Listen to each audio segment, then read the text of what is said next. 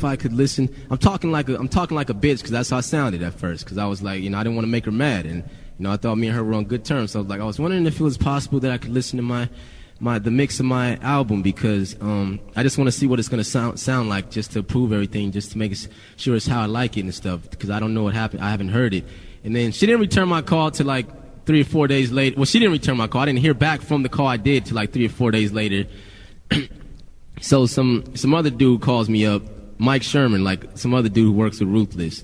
He hit me up. He was like, yo, what the fuck, man? It's early in the morning, like 9 o'clock. Like, yo, what the fuck, man? He's a white dude who acts black, his head shaved bald.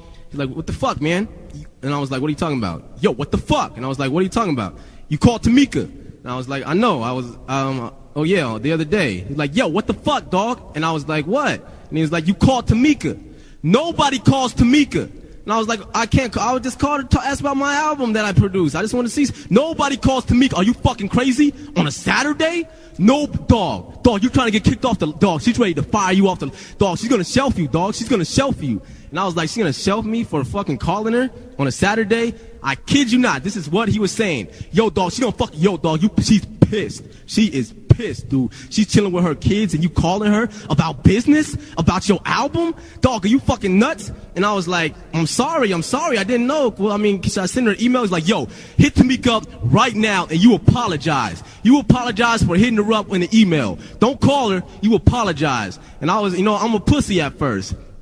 When I first came in the game, so I'm like, okay, I'll do it right now, man. I'm like, I'm sorry, man. He's like, yeah, you hit her up right now, dog. Don't wait, dog, right now. And I'm like, all right. So I hit her up. Hey, sorry for calling you, Tamika. I didn't mean that. I just wanted to hear my album, but I'm really sorry. I didn't know I couldn't call you on Saturdays. And I didn't know I couldn't call you on Saturdays. I didn't see that in the contract anywhere. So she was pissed off. I didn't hear from Ruthless for like 2 months after that shit. Didn't even get a response to my email. So yeah, that's kind of when shit started going down. After I gave her that call on a Saturday asking to hear the mastered version of my album that I produced and that I recorded in my own home, that I couldn't even hear it. It was fucked up. Still never got to hear it.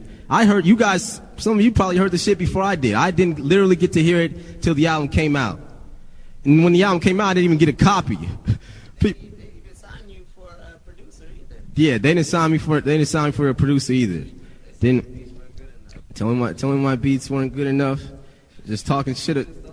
I produced the whole album. Yeah, that's how you know she doesn't give a fuck about art. She told me my beats weren't good enough, but I produced the whole album. I produced my whole album. She said my beats weren't good enough prior to the album even being out. This fucking stupid bitch. That's the stupid bitch right there. That's real life right there. That's what she is. Fucking idiot. So when the album comes out, I didn't even get to hear the shit. I actually had my mom had to go buy a copy. She bought a copy. She had to drive to all these stores, then she got a copy, and I was like, oh, and then she bought it. I heard it. Then like 2 or 3 weeks later, I finally got a copy. I finally got a copy of my album because I met one of the dudes up, and then he gave me like 4 copies. The clean version. 4 copies of my album, the clean version of my album. And then I'm like, okay, this is some bullshit. This is some straight up bullshit.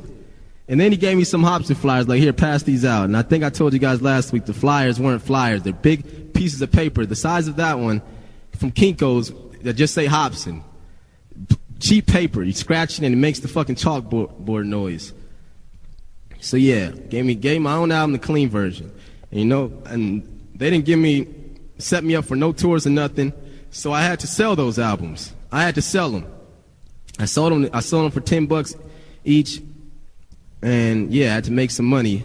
Made about $40 off of those albums. Had to sell them all. I have 1 copy left, but that's just my personal copy, just to have it. Got to keep one. But yeah, Ruthless Records is horrible. Horrible. So horrible. And now, another story that I want to tell you guys about. You were there, you were there when Mike Sherm told me that Lil Wayne will destroy me? Did I tell you? Oh. He said Nelly. Oh, no, okay, okay. There's a dude at Ruthless. It's like a dude who, he didn't really have a specific position in everything. his position, he was a guy who was always there, but who didn't really play any part, but yet, I don't know what he was, but anyways, he was on all the video shoots and everything involved with Ruthless, but I don't think he was actually getting a paycheck from anybody. But yeah, he's one of Ruthless, like, co-workers, somebody who works under her somehow. So anyways, I diss Lil Wayne a lot. I mean, it's just friendly competition, you know, I don't really have nothing against him personally, it's just, I'm a rapper and this is what I do, I'm an MC. So, I'm on the phone with him one day, and then we're talking, and he was like, "Yo, dog, what are you doing?" I made this song called Hippity Hop or something. I don't know if you guys heard it, but it was like, it was a song that went hippity hoppity. It was a remix to the Amelie thing, but I just made it in my own way. So, I made that song. Then a few days later, he hits me up like, "Yo, what are you doing, man?" And then I'm like, "What are you talking about?" He's like, "Yo, you dissing Lil Wayne all over your music. We're not trying to do that with you, man. We're not trying to do that at all. What are you doing, man? That's not where we're trying to go with you." They didn't have any direction they're trying to go with me, so he's just talking. And then I'm like, "Well, you know, I'm just doing what I do. I'm Hopsin. I just make fun of rappers every now and then." He was like, yo, all shit aside, dog, if I was Weezy, dog, I will fucking destroy you. I would fucking destroy you if I was Lil Wayne. I would destroy you. And I was like, what? Like, this guy's on my team supposed to help me out, telling me, lowering my confidence, saying Lil Wayne, if he was Lil Wayne, he would destroy me if he was Lil Wayne. I'm like, destroy me? And I took that personal. I'm like, destroy me? I was like, Lil Wayne can't beat me in rapping. I'll fucking eat him. He was like, no, dog, you know, you dog, Weezy, dog. And then he gave me the hand flick. I know what the fuck he's doing. He's like, dog, little Weezy will fucking eat you, dog. And I'm like, okay, all right. So I was mad. The conversation went wrong. So I'm like, okay. I wind up hanging up on him because he's trying to he's talking all this shit. You know, he's just a hater. He's a hater who was on my team. Ruthless is filled with a lot of haters. So he's like, so I hung up on him, didn't talk to him for a while. Then I see him on a video shoot. The video shoot, it was for a song called The Bebop. You were there, Swizz, you remember? Yeah. Yeah, he was in the video. So yeah, we start, and this guy, Mike Sherm, he was like, he loved Nelly.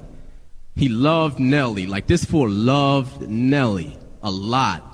Every time he would bring up a rap conversation, he would bring up Nelly. I'd be like, yo, what you think about my new album, my new song? Yo, that's hot. Kind of sound like some shit Nelly would do.